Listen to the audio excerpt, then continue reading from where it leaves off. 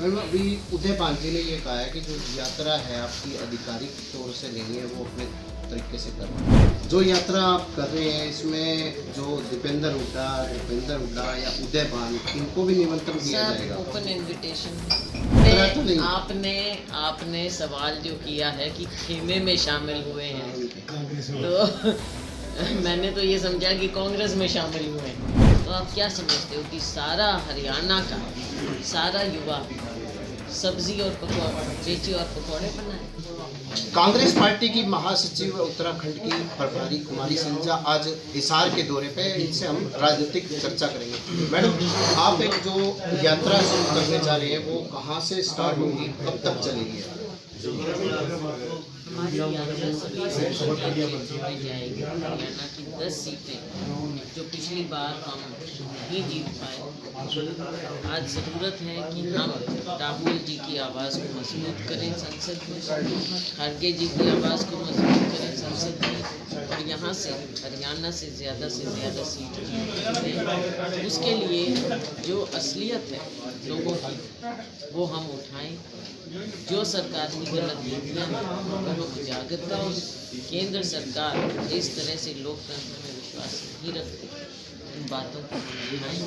महंगाई, बेरोजगारी, अनेकों मुद्दे हैं, उनको हम लोगों तक हम उन्हें लेकर जाएंगे और हम सभी मिलकर ये करेंगे। रणदीप सुरजेवाला जी, किरण चौधरी जी, हमारे अन्य नेता, और ओपन इनविटेशन है, सभी लोग इसके साथ जुड़ें, कांग्रेस को मजबूत करें, लोकतंत्र को मजबूत करें और पार्टी की 10 की 10 सीटें हम हरियाणा की कांग्रेस पार्टी को जिताएं।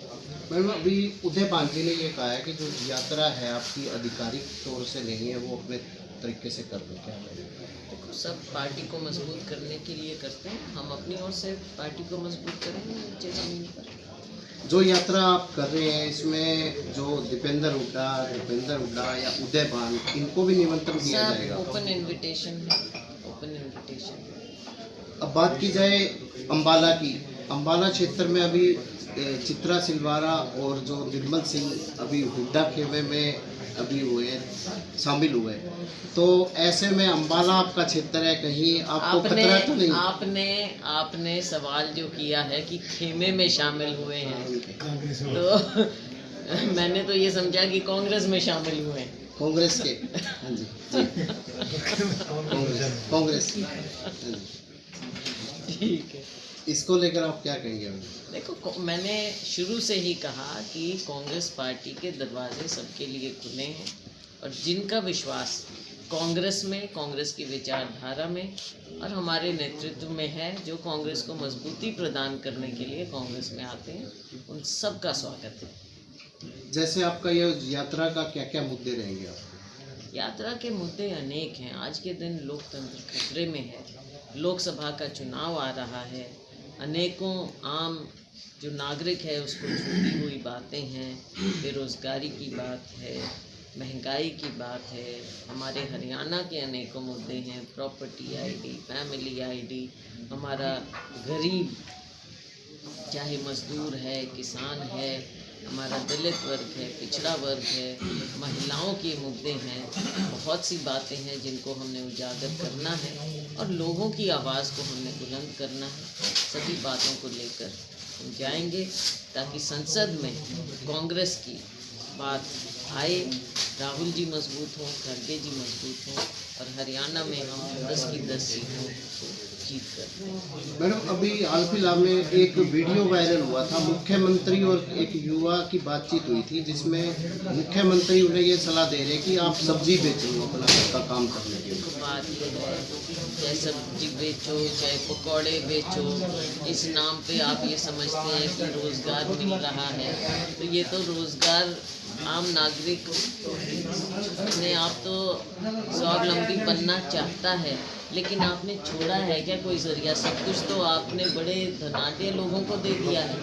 आम नागरिक ना तो आप उसको बड़े लिखे लोगों को नौकरी मुहैया करवा रहे हैं, सरकार की लाखों वैकेंसियां पड़ी हैं, उनको आप भर नहीं रहे, ना शिक्षा में ना किसी भी क्षेत्र में आप भर नहीं रहे हो, वो सब बेरोज़गार।